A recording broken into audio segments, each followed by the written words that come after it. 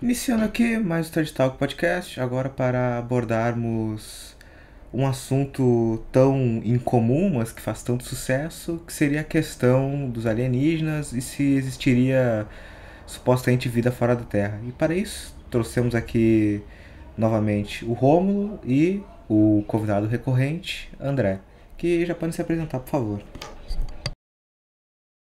É difícil se apresentar sem rir. Vocês me desculpam. Eu acho um assunto extremamente interessante. Meu nome é Rômulo, eu sou biólogo, eu tenho mestrado pelo UFMG, depositei minha tese de doutorado semana passada. Eu já pesquisei sobre esse assunto, que é bastante interessante, então acho que nossa conversa vai ser bem produtiva. Opa, eu sou o André. Eu não tenho tanto conhecimento nessa área, eu conheço algumas coisas, eu vou contribuindo aqui com alguns comentários. Mas vamos lá, nesse vídeo com esse assunto tão interessante.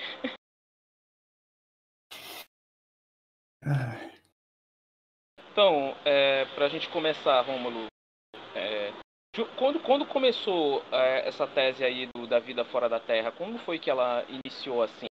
Que a galera começou valendo a falar sobre isso, porque eu sei que desde a antiguidade existia essa especulação, mas nos últimos tempos começou a explodir isso, a ponto que hoje em dia todo mundo parece que acredita que em aliens. Olha, eu não saberia te falar o momento exato que isso começou a acontecer, mas o que eu posso te dizer é que o interesse tem aumentado nos últimos décadas por causa de uma questão científica que, na verdade, não é por uma questão científica, é porque a ciência foi tomada pelo materialismo, né? Principalmente depois da Revolução Científica, né? Com Descartes, Newton e afins. A ciência mudou de uma filosofia mais aristotélica, né, que reconhecia causas finais, mais holística, né, com naturezas, etc., e foi para uma filosofia reducionista, em que tudo que existe são átomos batendo um no outro no espaço, né. Então, como a ciência ficou contaminada por isso, né, e isso acabou permeando também a biologia, a química, etc., né, esse reducionismo físico, você acaba eliminando Deus no processo, né? E com o advento do evolucionismo, agora toda a vida ela tem que ser explicada por causas cegas e materiais, né? E dado que as probabilidades calculadas para que proteínas, para que células e seres vivos sejam formados a partir de causas puramente cegas, sem um Deus guiador, sem absolutamente nada, isso torna a posição até muito complicada, né? Porque o fato é que, até onde nós sabemos, só existe vida na Terra, mas se a vida surgiu por processos cegos, para diminuir a questão da probabilidade, né? Para o ateu dizer, bom, não é tão impossível assim, é um processo que é esperado num universo como o nosso, então há esse certo desespero por trás dos cientistas de encontrar vida em outros locais para mostrar que, probabilisticamente, vida surgindo a partir de não vida é algo fácil, ou ao menos algo mais provável, né? Então tem esse certo viés de ficar caçando, né? Inclusive você tem aqui Carl Sagan, que era aparentemente um físico muito famoso, que fazia programas para jovens a se interessar por ciência, ele tinha um hobby de pesquisar sobre ET, e tinha programas de televisão, e ficava chegou a mandar cartinha para o espaço, cara, umas coisas muito bizarras. E eu acredito que esse crescimento tem a ver com essa questão probabilística, que tá contra a posição reducionista ateia, e, portanto, seria uma forma de demonstrar que a vida ela é mais provável do que a gente imagina, entendeu? Entendi. Então aí a gente já entra num ponto. Então tu consideras que o investimento que fazem nessa questão é uma furada? Tipo, esses investimentos para viagem no espaço, para busca de vida fora da Terra, esses milhões de dólares que são gastos no processo, tu acha que é uma furada? Bom, eu acho que para você Não, respondendo essa pergunta, sim, eu acho que é uma completa furada. Eu acho que, né, com crianças passando fome na África, você ficar investindo para caçar a vida fora da Terra é algo, assim, completamente surpreendente, né, que os cientistas fariam algo do tipo. A questão mais importante aqui é se perguntar qual a dificuldade de se formar vida, né, porque para você justificar esse tipo de investimento, você teria que, no mínimo, ter algum tipo de prova empírica de que criar uma célula a partir de matéria inorgânica é algo possível, né? E acontece que, até o presente momento, os estudos de origem da vida, eles existem desde 1950, e desde 1950 até o dia de hoje, cara, não se avançou praticamente nada. Os cientistas não sabem de forma nenhuma como a vida surgiu, né, assumindo que ela surgiu por processos, né, materiais. Então, assim, você sequer sabe explicar como a vida na Terra surgiu, né? Todas as explicações que você tem são especulações completamente simplistas, fora da realidade. Então, que raio você vai fazer de caçar a vida fora da Terra, meu? Tipo assim, não tem... O passo lógico aqui, ele não existe, né? Então, seria interessante a gente discutir essa questão, tipo, é possível que processos e materiais levem, né, matéria inorgânica se transformar em matéria orgânica, porque basicamente é isso que eles propõem, né?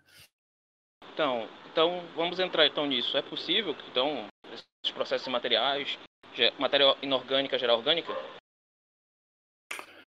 Bom, esse problema ele é um problema tanto químico como um problema filosófico, né? Eu acho que, do ponto de vista filosófico, qualquer bom tomista vai te dizer que essa transição ela é impossível.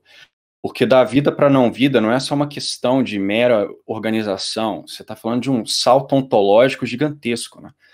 A vida, ela tem uma teleologia intrínseca, né? Ela tem um ato de autoperfeição, com certo fim, ela é organizada, ela consegue reduzir a entropia, e a não-vida é completamente diferente disso, né? Então, assim, do ponto de vista tomista, algo que não tem, não está, algo que não tem ato suficiente, né? Uma causa não pode ser maior, desculpa, um efeito não pode ser maior do que a causa, né? Então, a causa ela tem que dar aquilo que ela tem. Então, como que algo inorgânico, que não tem vida, pode gerar a vida, entendeu? Mas do ponto de vista biológico, químico, cara, a complexidade de uma única célula é algo completamente surpreendente, entendeu? Só numa parede celular, que é uma das coisas mais simples ali de um organismo, vocês têm mais de 40 mil tipos de lipídios, entendeu? Então, o processo combinatório de organizar esses lipídios da forma correta para formar uma parede celular que não quebra é 10 elevado a, sei lá, 42 bilhões, entendeu? Então, assim, você tem produtos químicos, você tem enzimas e uma complexidade que cresce a cada dia. Não porque a célula está ficando mais complexa, mas porque nossas ferramentas de busca se tornam cada vez melhores e cada vez mais a gente percebe que a célula é mais complexa do que a gente imaginava, entendeu?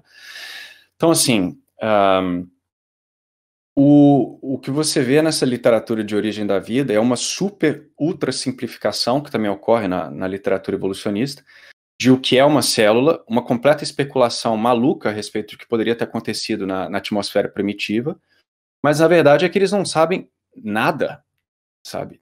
Nada. Então, mesmo que você queira rejeitar a filosofia, dizer, você vai rejeitar a origem da vida a partir do seu assento lá na salinha de estar, não, cara. Do ponto de vista químico, um químico orgânico que trabalha com moléculas, etc., ele sabe a dificuldade que é para fazer uma única organela funcional, sabe? E organela não, porque isso a gente nem consegue fazer, mas uma maquinazinha molecular para algum tipo de tratamento molecular que se faz hoje em dia, para fazer um pequeno motor molecular, isso aí, cara, leva, tipo, mais de 150 passos coordenados, isso com uma mente inteligente por trás, né? Então, mas o que na atmosfera primitiva que você vai ter é raio, terremoto, vulcão, gases, e esses caras estão propondo que isso daí vai se auto-organizar numa célula com DNA, reparo de DNA, enfim, é uma coisa surpreendente, cara. E a facilidade com que esse pessoal fala que isso aconteceu chega a ser assustador. Entendi. Então, outra questão também, que entrando também nisso, tem o princípio antrópico, né? Que fala que as questões que surgiram a vida na Terra são muito específicas. Então, a vida fora, o que a gente vê fora no espaço afora, é que a possibilidade de haver vida lá é basicamente nula, é basicamente zero. Então, é uma grande forçação de barra. Ficar forçando. As constantes para que a vida exista são muito específicas. Outro dia eu estava na faculdade, estava discutindo com um amigo meu, que ele era ateu, e aí a gente estava discutindo e tal, aí ele veio me falar sobre, tu acredita em aliens? Eu falei, não, eu não acredito. E ele ficou assustado, como assim tu não acredita? Por que tu não acredita? Quer dizer, ele não acredita em Deus. Eu merecia essa reação, porque do jeito que o universo é organizado, com o ordenamento que tem o universo, a reação devia ser essa. Como assim tu não acredita? Mas ele ficou surpreso por eu não acreditar em alienígena. Então, já começa a ficar assim. E sobre os estudos que dentro de busca de vida fora da Terra, eles dizem que descobriram algumas coisas. Tu sabe se tem algum estudo, se eles descobriram realmente alguma coisa fora da Terra, algum tipo de vida, assim? Ah, descobriram nada, cara. O que eles descobrem, às vezes, é igual essa última descoberta aí da astrofísica portuguesa, eles descobrem, sei lá, um gás que na Terra tem uma certa associação com algum tipo de bactéria e dizem, olha, encontramos claríssimas evidências de que pode ter vida naquele planeta, etc. Entendeu? Então, assim, é o que eu falei, o desespero, né? Essa vontade quase que, não sei, alquimista, sei lá, é uma coisa meio gnóstica de querer achar essas auto-organizações, querer diminuir a nossa posição no planeta, essa coisa ateia. Então eles vão pegar qualquer tipozinho de evidência circunstancial e já, sabe, aumentar aquilo dali para fazer parecer que é algo gigantesco. Inclusive, se não me engano, a Veja colocou uma reportagem, há sinais de vida fora da Terra, diz a astrofísica portuguesa que descobriu o indicativo de seres em Vênus. Aí a própria autora, né, desse artigo de astrofísica postou embaixo da Veja, isso no Twitter, se não me engano, eu não escrevi este artigo.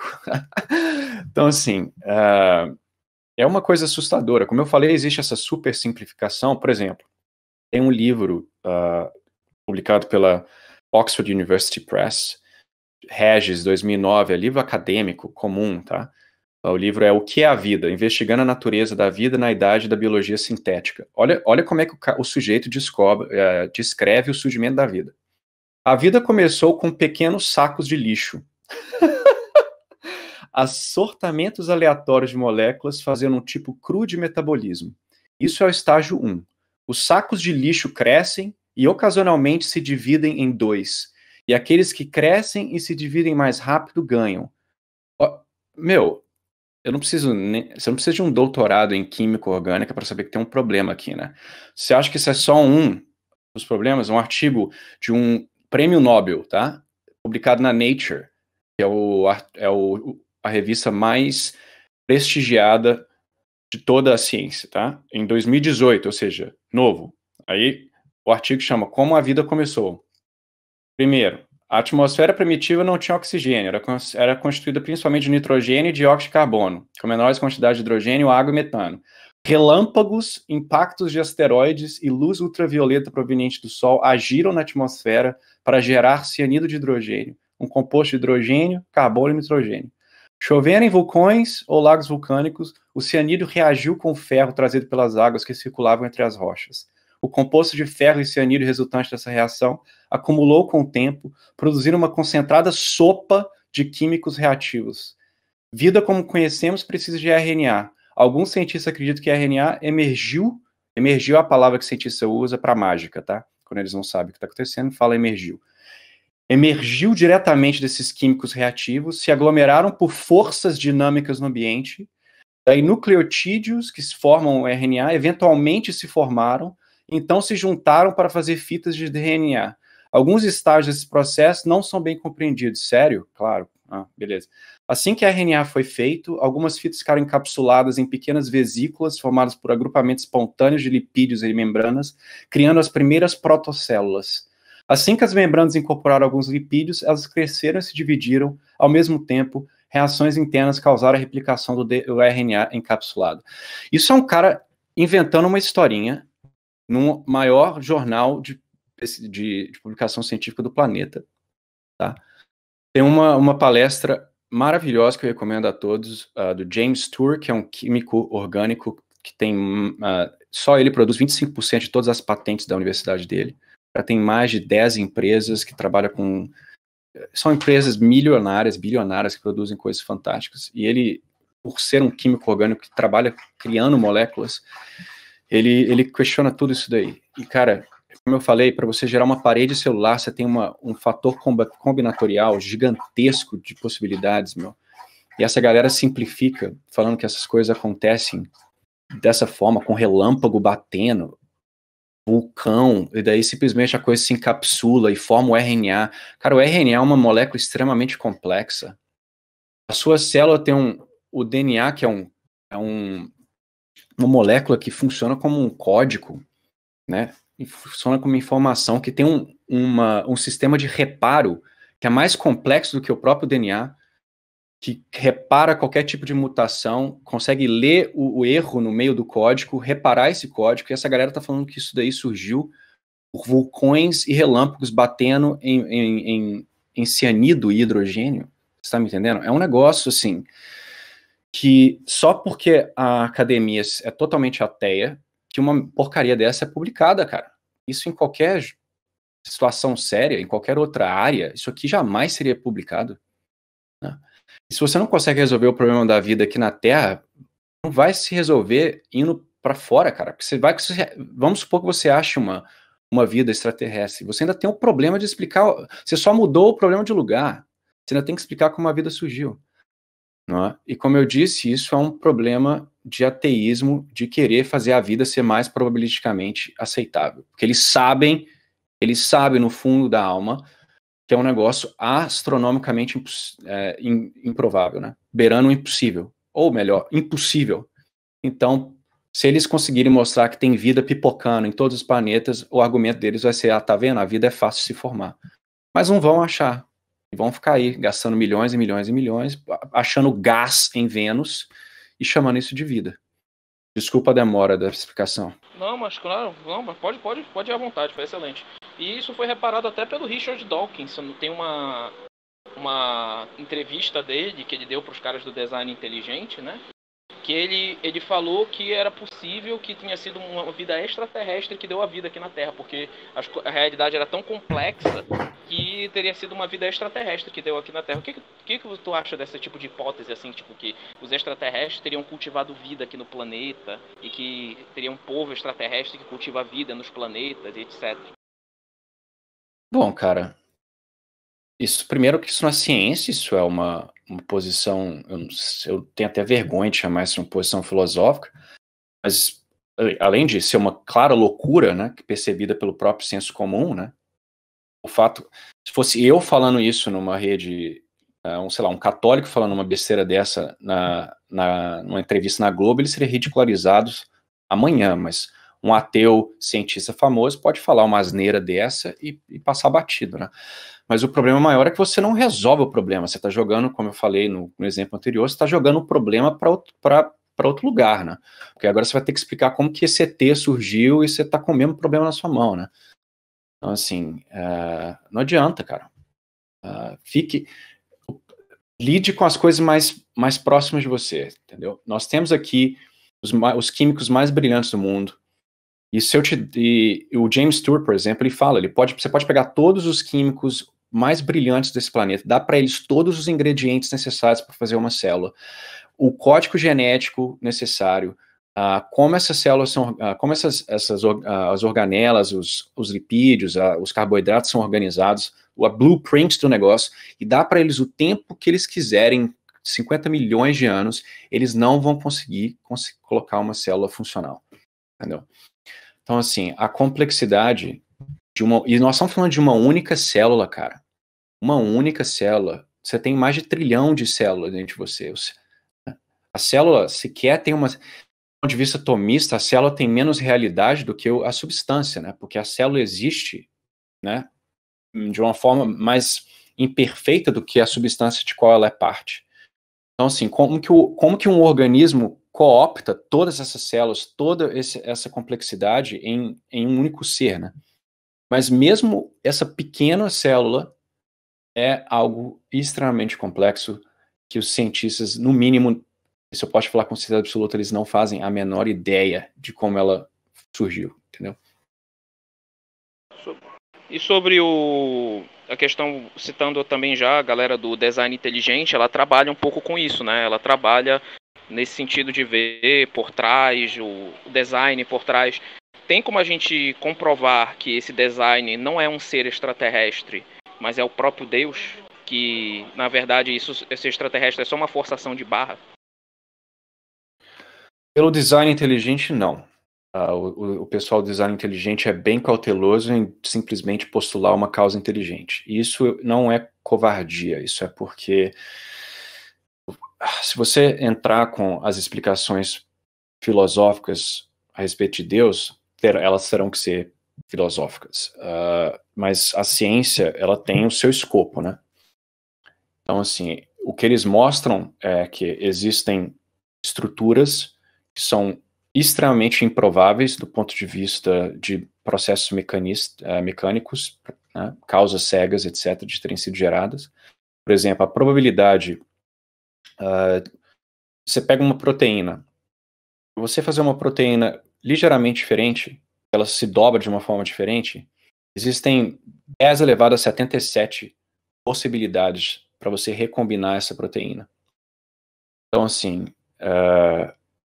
e dentro dessas 10 elevado a 77, que é um número ridiculamente gigantesco, né? Acho que, se não me engano, existem 10 elevado a 90 ou 10 elevado a 80 átomos no universo, então isso é quase o número de átomos, a possibilidade de você combinar essas proteínas. Só algumas dessas possibilidades são funcionais. Então, para um processo cego né, igual a mutação e seleção natural, para você conseguir encontrar uma dessas proteínas funcionais dentro dessas vastíssima número de possibilidades, é algo assim, impossível, né? Eles vão mostrando também que, por exemplo, com a questão de complexidade redutível, que tem estruturas numa célula que não poderiam ter surgido passo a passo por mutações, porque precisaria de mutações coordenadas, porque se você tirar uma parte da estrutura, ela não funciona. Por exemplo, o flagelo da bactéria é um famoso. Então, eles mostram que essas coisas precisam de uma causa que consegue enxergar à frente, né? Porque a mutação ela não consegue. Então, com esse tipo de argumentação, eles chegam à proposição de que a única causa que nós conhecemos que consegue gerar esse tipo de complexidade, com essa organização, com essa causalidade final que a gente observa, é a inteligência, né? Baseado na nossa inteligência. E eles param por aí, tá? Então, para o design inteligente, pode ter sido um ET, mas aí você cai no mesmo problema, né? E aí, como que o ET surgiu? Então, para você pular e chegar a Deus, aí você teria que passar para a filosofia, entrar na questão né, de causas necessárias, mostrar que um ET ainda assim é um ser contingente, ele não pode ser a causa de si mesmo, vai precisar de uma causa, enfim, aí você vai usar aquelas provas, né, as 5 vias de São Tomás, para chegar a uma causa que é o logos eterno, e que todas essas causas dependem dessa primeira causa. Mas, do ponto de vista científico, você não pode afirmar que Deus é a causa dessa complexidade. Então, basicamente não tem como afirmar por meio de vias científicas. Mas a ciência pode nos deixar numa certa fronteira que a gente percebe que tem alguma coisa que não dá para resolver só com a ciência. Teria que entrar uma filosofia, metafísica, etc. para resolver. Seria uma coisa mais ou menos assim? Sim, a ciência, aceitando que o design inteligente está correto, o que eu acho que estão, ele te mostra que a causa mais provável para várias das estruturas biológicas que a gente observa é inteligente. Ela para por aí. Aí, precisaria de um filósofo para, né, pegar o boi andando, o bonde andando e concluir essa investigação, né? Mas a ciência, a teologia e a ciência empírica, a filosofia, a teologia, elas obviamente estão descrevendo a mesma realidade, elas não podem se contradizer, elas às vezes se sobrepõem em alguns aspectos, mas elas têm um certo escopo, né, independente, né? Então, é importante que o cientista saiba os limites da ciência, e certamente essa questão da origem da vida qualquer questão de origem, para falar a verdade, ela é uma questão que foge do escopo científico. Certo, certo. Então, só entrando agora no aspecto já teológico do tema, a gente tem essa questão. E aí, é possível que havenha vidas fora da Terra? É possível que exista existência de vida fora da Terra? Algum dos argumentos que as pessoas dão é que é possível que haja, não é possível. Vamos tentar analisar as hipóteses, tá bom? Primeiramente, se você é católico, você tem que seguir o que a igreja diz. Então, a gente tem que tentar se basear no que a igreja diz. Bom, a gente pode analisar na Bíblia, por exemplo, no Salmo, eu não estou recordando o nome do Salmo, talvez o Rômulo possa se lembrar dele, é o Salmo: mas Deus, que é nosso Rei antes dos séculos, operou a salvação no meio da terra. Então, a salvação seria no meio da terra. Isso é uma coisa que foi deixada claro nas escrituras. Até então, tudo bem, né? Até aí tudo bem. O que acontece? Se pode haver igreja católica em outro planeta, não pode haver outro sucessor de São Pedro. Não é impossível. O Papa é um só e por isso não há igreja católica fora da Terra. Mas Deus, que é nosso Rei antes dos séculos, operou a salvação no meio da Terra. É o Salmo 73, lembrei, 73:12. Ou seja, a salvação para a alma está na Terra e não nos outros planetas. Isto é claro. Então a igreja foi instituída na Terra. Então não tem que vir com esse papo que não, tem uma fraternidade de alienígena nos outros planetas, que eles são pontífices, eles têm vários papas em outros planetas, que aí eles ficam observando a gente, esse aqui é o mundo das provas, e aí nós estamos na prova, uma vibe meio espírita, sabe? É meio estranha. Bom, se a ET em forma humana com pecado original, ou seja, descendente de Adão, olha, Nosso Senhor mandou pregar sobre a Terra. E ainda que a gente encare isso, não é impossível que talvez em algum tempo possa ter havido algum ser humano. É meio ridículo que ele tenha viajado para fora do planeta, algum descendente de Adão tenha viajado para fora do planeta e esteja lá. Bom, aí eles seriam como os colonizadores, né? Como os índios, né? Na época de Colombo, né? Ou seja, eram povos que estão em outro lugar. A gente vai encontrar eles, vai ser batizados e trazer para a verdadeira igreja. Então, eles não seriam e não seriam extraterrestres, isso é importante, ou seja, seriam pessoas que vieram da Terra e teriam ido para outros planetas. Isso é muito difícil de ser possível, até hoje a ciência não conseguiu chegar. Então, pensar que no passado, a humanidade tenha chegado num nível de tecnologia, mesmo no mundo pré-diluviano, que a gente até entrou no vídeo, esse vídeo aqui provavelmente vai sair depois que foi postado, do mundo pré-diluviano. Mesmo que no mundo pré-diluviano a gente possa chegar e dizer que a tecnologia naquela época era muito grande, não tem como a gente afirmar esse tipo de coisa, entendeu? Dizer que chegou numa tecnologia de um nível que possa viajar para outros planetas, coisa que a gente e sobreviver e viver em outros planetas com condições de vida extremamente desfavoráveis, coisa que até hoje em dia a gente não conseguiu, mesmo nesse sentido. Então é uma hipótese bem improvável. Bom, um ET com forma humana sem o pecado original e não descendente de Adão. Bom, aí é complicado porque pode cair no poligenismo. Poligenismo, que é a heresia que foi condenada pelo Papa Pio XII, ou seja, que pode haver outros seres humanos não descendentes de Adão. Mas pode ser afirmado que isso seria aqui na Terra, ou seja, que só aqui na Terra não pode haver descendentes de Adão, mas fora do planeta pode haver homens não descendentes de Adão sem o pecado original. Isso é muito perigoso, facilmente cai no poligenismo, que aqui tem a encíclica Humani Generis do Papa Pio XII. Eu vou dar uma lida aqui nela, rapidão, capítulo 37 da encíclica. Mas tratando-se de outra hipótese, isto é, a do poligenismo, os filhos da igreja não gozam da mesma liberdade, pois os fiéis cristãos não podem abraçar a teoria de que, depois de Adão, tenha havido na Terra verdadeiros homens não procedentes do mesmo protoparente por geração natural, ou ainda que Adão significa o conjunto dos primeiros pais, já que não se vê claro de tal modo e tal afirmação harmoniza-se com as fontes das verdades reveladas, documentos do magistério da igreja, ensino acerca do pecado original que procede do pecado verdadeiramente cometido por um só Adão. A escritura também diz: toda a criação geme com as dores do parto. Então, se eu não me engano, essa é a passagem. Ou seja, o pecado original foi cometido por Adão aqui na Terra, E por isso Cristo teve que se fazer homem para encarnar. A gente vai chegar nesse ponto. Então, eu quero destacar aqui a passagem que Pio XII fala. Pois os fiéis cristãos não podem abraçar a teoria de que depois de Adão tenha havido na Terra verdadeiros homens não procedentes do mesmo protoparente, ou ainda que Adão significa o conjunto dos primeiros pais. A Escritura mostra só a criação de Adão. Haver outros homens diferentes, é muito facilmente cair no poligenismo. Então é uma coisa perigosa, é um caminho já perigoso. Certo? Se há ET com forma humana, sem pecado original e descendente de Adão. É impossível porque Adão, todos os homens pecaram após Adão. Então é impossível haver essa hipótese, a gente descarta. Bom, então e se é um ET sem forma humana e sem o pecado original? Ora, Cristo se encarnou como homem e remiu pelo seu sangue o gênero humano na terra. Logo é o gênero humano com a sua forma que foi exaltado por Deus e escolhido para obter a alma imortal. Dizer que há uma outra forma animal com alma imortal é dizer que nosso Senhor poderia encarnar-se nela. Assim como ele se encarnaria na humana, mesmo sem o pecado original, segundo alguns teólogos. Isso é contraditório com a história da salvação do homem como centro.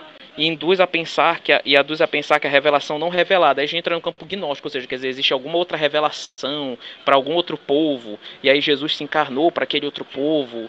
É uma coisa um tanto quanto problemática. Então, mas por que existiria um universo tão grande se só existe vida aqui na Terra? Bom, aí a gente entra numa questão que é bem interessante. Bem legal até a gente explorar, que é o seguinte: a lógica do excesso. Deus existe a lógica do excesso. Deus poderia, para ter salvado a humanidade, ter falado uma palavra. Ele poderia ter só dado um cortezinho no seu sangue, mas não. Para demonstrar o grande amor que ele tinha para a humanidade, ele derramou até a última gota do seu sangue por nós. Até a última gota do seu sangue por todos nós.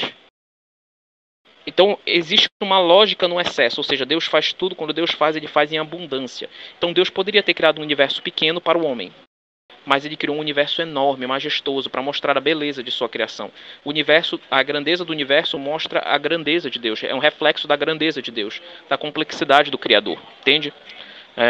Bom, eu queria falar desses aspectos, e antes de eu entrar no tema de, então, o que seriam esses aliens que alguns dizem ver, você tem alguma coisa a acrescentar, Rômulo? Algum comentário a fazer sobre essa grandeza do universo e a complexidade em Deus? Nossa, sua explicação foi muito boa. Eu acho que as pessoas também têm que aceitar em um certo momento que Deus faz da forma que ele quiser, sabe?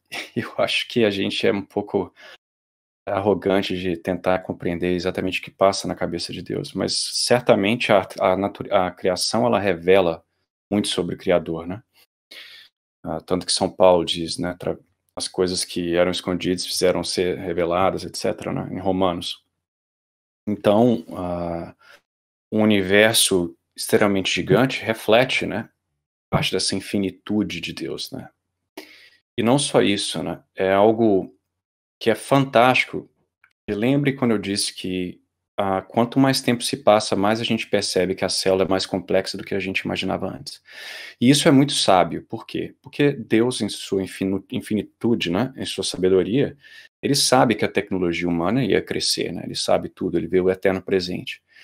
Então, a cada geração, a cada salto tecnológico, o ser humano consegue investigar mais uma camada da realidade que antes era inacessível a ele.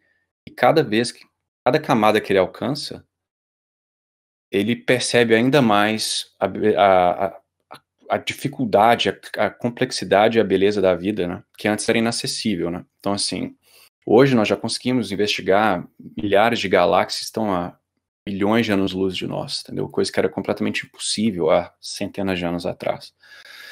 Então, assim, imagina se o universo fosse, sei lá, só o sistema solar. O ser humano teria tecnologias que conseguiriam passar acima desse universo, o que seria completamente inconcebível, né?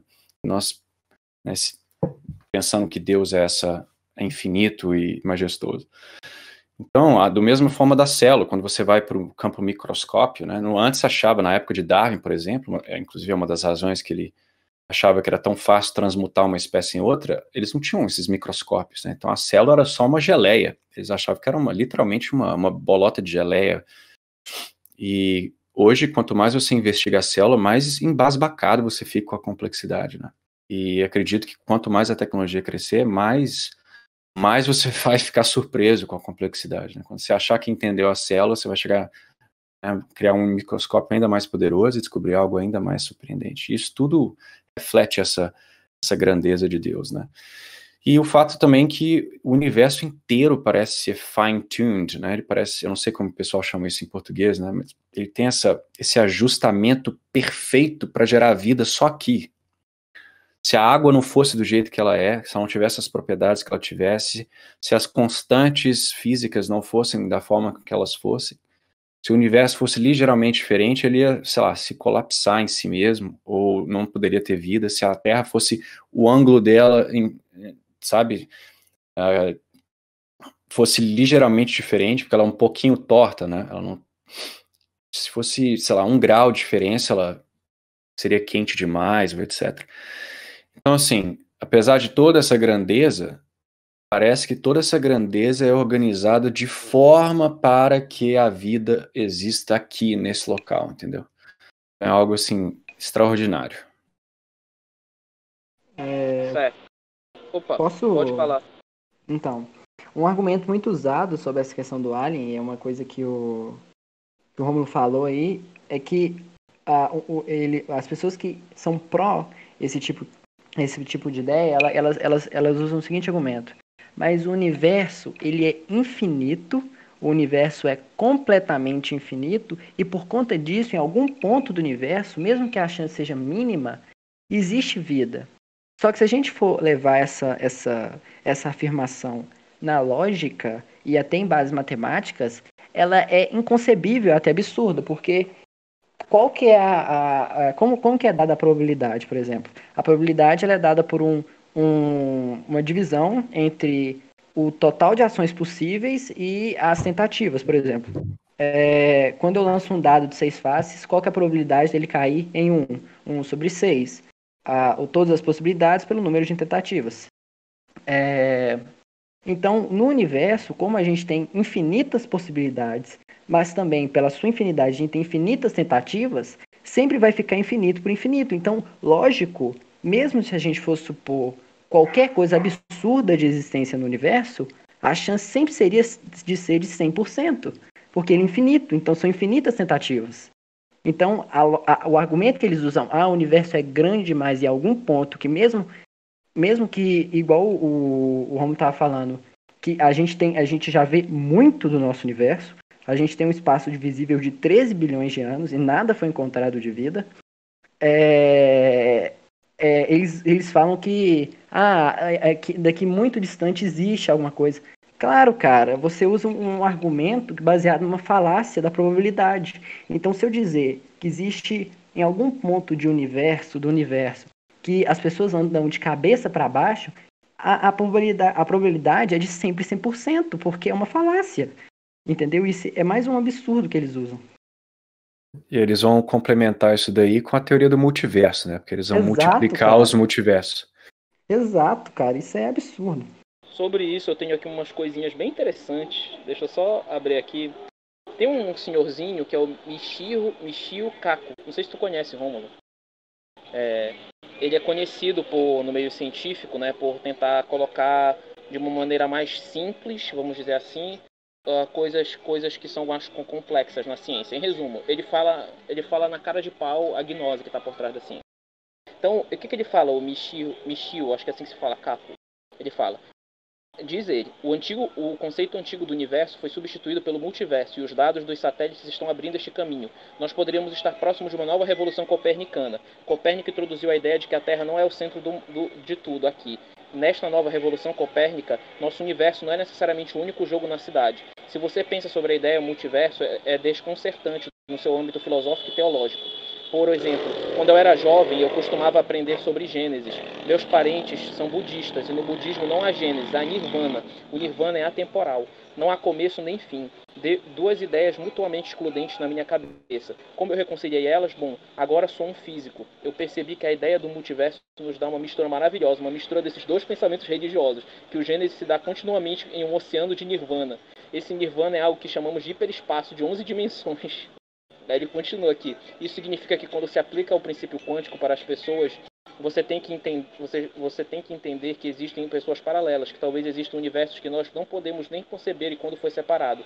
Será que isso significa, portanto, que Elvis Presley ainda está vivo? A resposta é sim. Significa que em algum universo paralelo, Elvis Presley provavelmente está vivo. O rei do rock não necessariamente precisa morrer. E ele continua dizendo: no século 1600, no século de 1600, Giordano Bruno, um padre católico, foi queimado vivo pela Igreja Católica por dizer exatamente essas coisas. Ele falou sobre universos paralelos no espaço sideral, outros sóis, e que poderia ser mais inocente que civilizações alienígenas lá fora dos céus. Mas pense nisso. Se você acreditar nesses universos paralelos no espaço, a Igreja precisa dizer a si mesmo: há lá algum Papa, há uma Trindade, há algum Cristo paralelo, há santos paralelos? Quantos santos existem lá no espaço sideral? Quantos papas? Qual papa tem jurisdição religiosa sobre qual? A mente fica louca pensando em implicações religiosas de mundos paralelos. Quer dizer, ele próprio admite aqui que a ideia dele vai totalmente contra a teologia, e isso aqui é uma palhaçada. Desculpa a expressão, mas isso aqui é uma palhaçada. Isso aqui é uma teoria maluca, gnóstica. Isso aqui não tem cabimento nenhum científico. Eu vou deixar aqui todos os links dessas declarações absurdas dele na descrição, mas a questão é, esse cara aqui, ele é conceituado. Ele é dito como o cara que simplifica o que os cientistas falam. Então os cientistas falam exatamente isso aqui que ele está falando, mas com linguagem complexa. Por exemplo, o Stephen Hawking. Stephen Hawking tem um livro que ele fala que é possível que exista um multiverso em que a Lua é feita de queijo. Ele diz isso. É possível que exista isso. Quer dizer, a galera vai começando a viajar. Parece que quando mais entra no materialismo, mais a pessoa cai para a superstição. E aí acaba caindo nessas coisas malucas, nessas gnoses doidas. Antes de eu prosseguir, você tem algum comentário a acrescentar, Romulo? Só bem curto, cara, que essas ideias não são novas. Como não existe nada novo debaixo do sol, os gregos já falavam de multiverso, velho. E eram exatamente os atomistas e os estoicos que falavam de multiverso, entendeu? De átomo batendo no outro e gerando um universo. Então, assim, tem nada de novo nessa brincadeira. As heresias são sempre as mesmas, cara. Até quando não tinha igreja, as mesmas coisas que viraram heresia, gnóstica, etc., sempre existiam. Se não me engano, é o Orlando Fedeli que fala que quase toda heresia acaba culminando em ou panteísmo ou gnose, e no fim é tudo gnose. Mas pode pegar, cara, todas essas, a mesma posição realista, católica, tomista, e essas posições gnósticas, panteístas ou materialistas, essas mesmas discussões, caras, com diferentes sabores, existia lá atrás nos gregos, e sempre existiu, cara. Essas ideias ficam sendo recicladas ao longo do tempo, com uma face meio nova, sabe, para se disfarçar de ciência. Olha, fulano, PhD, pós-doutorado em física quântica, falou isso, então deve ser verdade. Cara, isso não é ciência. Como é que você prova um multiverso, meu? Não tem como, se quer investigar uma coisa dessa, é uma posição metafísica completamente insana, disfarçada de ciência, que tem um viés ideológico fortíssimo, que é negar Deus de todas as formas, cara. Queremos tirar Deus da coisa e queremos fazer as probabilidades ficarem mais a nosso favor. Não tem outra explicação. Essa citação sua mostra isso, né? Não, o cara surtou totalmente. Esses caras aí é totalmente surtado. É interessante que eles pegam o Giordano Bruno como exemplo. Eu, quando eu não era católico, eu tinha um grande apreço por Giordano Bruno, até que eu descobri que ele, na verdade, não era um cientista, ele era um esotérico. E ele foi condenado justamente por causa do esoterismo dele. E é interessante que a ciência elege ele como seu símbolo, um esotérico. Então, a gente percebe que a ciência, ela claramente se assume como esotérica. Ela pega essas ideias esotéricas e se assume para si.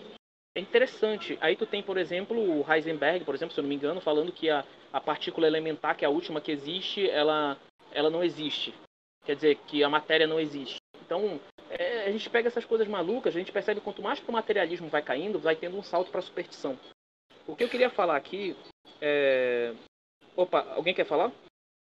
Eu só ia falar que Heisenberg tinha uma coisa positiva nele, que exatamente porque ele percebeu que quanto mais baixo você vai descendo na escala ontológica, você vai chegando lá nas partículas elementares, elas são meio que, né, você tem a questão da incerteza, o princípio de incerteza, você não consegue medir, a ideia de um átomo fixo não existe. Ele percebeu que tinha uma relação muito próxima com Aristóteles ali, porque, né, para nós, para Aristóteles e para São Tomás, né, esses níveis mais baixos de realidade, eles são menos reais do que a substância, né, como eu estava falando mais lá atrás com relação à célula. Quanto mais você vai reduzindo, mais essa coisa fica mais próxima da matéria-prima, nunca vai chegar lá, mas você tem mais potencialidade, né? E Heisenberg percebeu isso. Tinha uns elementos de esoterismo lá, mas você vê que quando o cara pensa corretamente, ele chega numa boa filosofia, que existe uma potencialidade ali, não dá para fazer essa redução newtoniana de um átomozinho batendo no outro, é coisa que vem lá dos gregos. E não, o que você tem, quanto mais você desce, é uma potencialidade, uma coisa mais indeterminada e que precisa ser atualizada pelas formas, né? Então, assim, a questão é que esses cientistas estão tão contaminados pelo naturalismo metodológico, eles não enxergam causas imateriais, eles não aceitam, a priori, causas imateriais, eles estão comprometidos em rejeitar Deus de qualquer forma. E aí a ciência deixa de ser ciência, vira uma ideologia, uma filosofia ateia e totalmente incoerente, né? Em todos os aspectos. Perfeito. O que eu queria falar aqui é sobre um texto que eu até citei no texto do Mundo Pré-Diluviano e Alienígenas, que é o vídeo que vai sair, mas eu gostaria de recitar aqui. Bom, a Bíblia não menciona extraterrestres. Romanos 8:22 diz: toda a criação geme e sente dores, como resultado do pecado de Adão. Isso significaria que seres alienígenas no espaço sideral que não descendem de Adão sofreriam pelo pecado original? É uma coisa que não faz sentido. A pessoa que defende vida fora da Terra, você tem que explicar essa passagem. Você tem que dizer como é muito difícil explicar essa passagem. Não faz sentido algum. Jesus morreu uma vez na Terra para salvar os filhos de Adão. Ele não morrerá novamente. Romanos 6, 9, 10 e 1 Pedro 3, 18. Na Bíblia são descritos muitos objetos sobrenaturais, como rodas, machados, tronos, carruagens, luzes de fogo, bolas de fogo, objetos que se transformam em objetos escuros e nuvens luminosas. Essas descrições têm uma incrível semelhança com os OVNIs modernos. Esses objetos da Bíblia foram descritos fazendo coisas como voar, planar, subir e descer. Em Êxodo 7:8, capítulo 7:8, vemos que Deus permitiu que o diabo imitasse alguns milagres ou prodígios. E Deus para enganar as pessoas. O diabo foi autorizado a fazer as mudanças físicas nos elementos materiais, no caso o feiticeiro do faraó, que imitaram de alguma forma. Então os anjos têm esses poderes.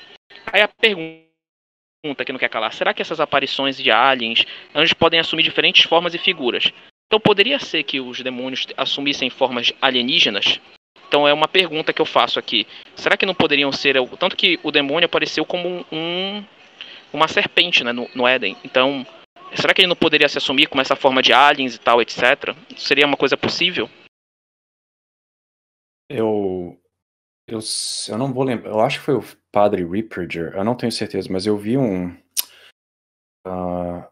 uma conferência de um padre que é exorcista, e ele fala que essa possibilidade é real, porque ele já lidou com pessoas que haviam interpretado uma certa interação com um ser que não parecia humano, mas um meio humano, etc., que chegava no meio da noite e falava com essa pessoa, né, meio que telepaticamente, etc., mas como a pessoa não tinha um catecismo, né, uma pessoa, sei lá, New Age ou ateia, ou o que é que seja, então não vem à mente dela imediatamente a ideia de demônio, o que é que seja.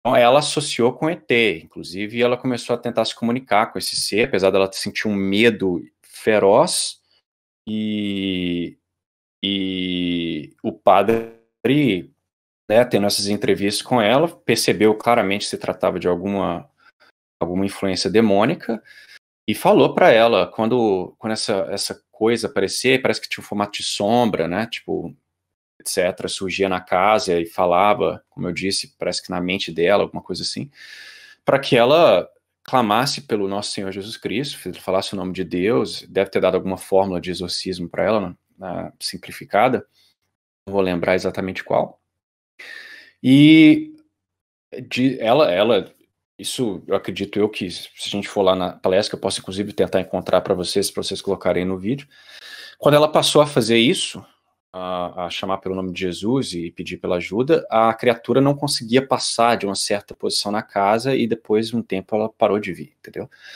Então assim, pode ser que alguns desses contatos, eles tenham sido reais, mas não com ETs, entendeu? Mas sim com um demônio, e se você não tiver o conhecimento do que é um demônio, você vai inventar alguma explicação, entendeu?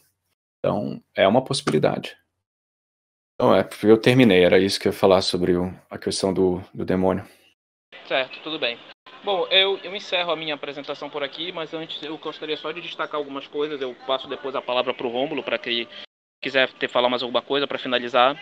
Mas antes eu queria só esclarecer. Ao longo de toda a história, as pessoas procuraram procuraram vidas em outros lugares. O ser humano tem uma solidão, um vazio dentro de si. Então ele se sente sozinho. Então ele procurou vida. Eles procuraram vida, começaram a criar contos em cidades perdidas, de Atlântida, etc. Agora que a gente já descobriu basicamente todo o planeta, começou-se a criar especulações sobre vidas fora da Terra. E isso demonstra a grande solidão que nós temos. O Carl Sagan, que você citou, ele falava o seguinte: perguntaram para ele, por que você procura vida fora da Terra? E ele respondeu: para que eles nos ensinem como viver bem. Eu acho engraçado que alguém de fora da Terra veio para a Terra há muitos séculos atrás e ensinou como viver, e o senhor e pessoas como o senhor Carl Sagan rejeitam esse ser que veio. Foi o próprio Deus encarnado. Então é muito mais fácil acreditar em vidas fora da Terra, em viagens espaciais, do que ajudar o próximo na rua, do que praticar o evangelho, do que acreditar na verdade que foi revelada, né? É muito mais fácil crer nessas coisas, é muito mais divertido para a cabeça das pessoas. Isso, no fundo, demonstra o triunfo do imaginário, né, sobre a razão. É o triunfo do imaginário sobre a razão que domina o mundo atual. Bom, eu encerro minha participação por aqui. Quero deixar se o Rômulo quiser fazer mais algumas considerações, ele pode fazer. Bom, o que eu queria falar é simplesmente o seguinte: como artigo de fé, a gente tem que acreditar que Deus cria, né, a partir do nada, toda a alma humana. Isso não é discutível. Então, uma coisa é você dizer que existe vida fora da Terra, outra coisa é você dizer que existe vida inteligente fora da Terra. Nós, enquanto católicos, não somos obrigados a acreditar que a primeira vida foi criada por Deus da forma ex nihilo, né? Gênesis nos diz claramente que esse foi o caso, mas até onde eu sei, você não vai ser considerado um herético se você achar que talvez um processo mecânico, causa secundária, levou. Você vai ir contra a filosofia, né, tomista.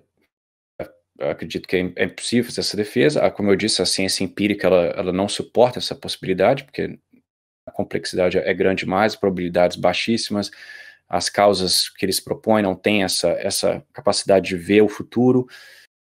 Mas, assumindo, só para defender o argumento deles, vamos supor que a vida possa surgir espontaneamente, etc. Existe um problema da vida inteligente, que nós, enquanto católicos, sabemos que tem que ser criado por Deus, porque a inteligência é um intelecto, que é imaterial, etc. Então, enquanto católico, você tem que se perguntar por que Deus faria vida extraterrestre fora do planeta, entendeu? Assim, isso vai contra toda a nossa doutrina. Não só isso, né, como já foi dito, né, se você tem um intelecto, é muito provável, se não um facto, que eles cometerão pecado, né? Então, além do problema do poligeísmo, você tem o problema de que a morte de Jesus aqui na Terra vale para esses pecados de outros planetas, de outras criaturas, ou Deus vai ter que encarnar várias vezes em vários diferentes planetas e morrer 1 milhão de vezes, entendeu?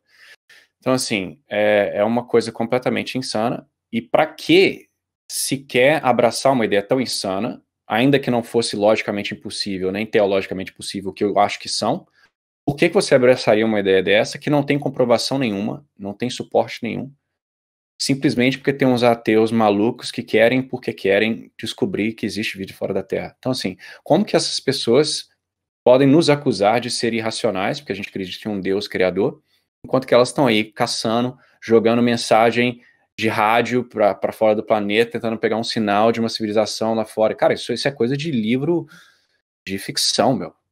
E a NASA faz isso, sabe? Então, assim, mostra a irracionalidade que permeia o pensamento científico moderno, né?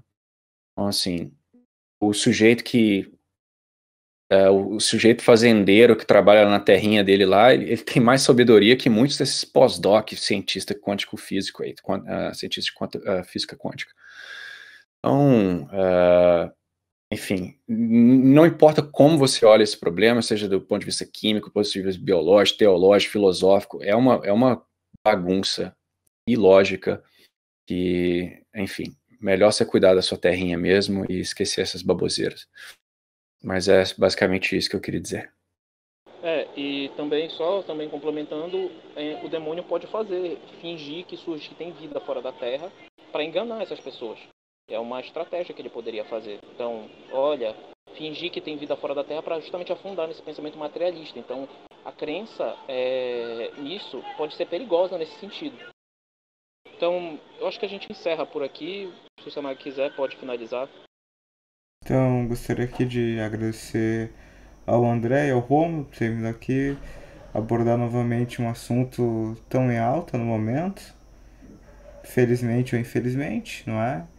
E muito obrigado a todos que ouviram até aqui e até a próxima.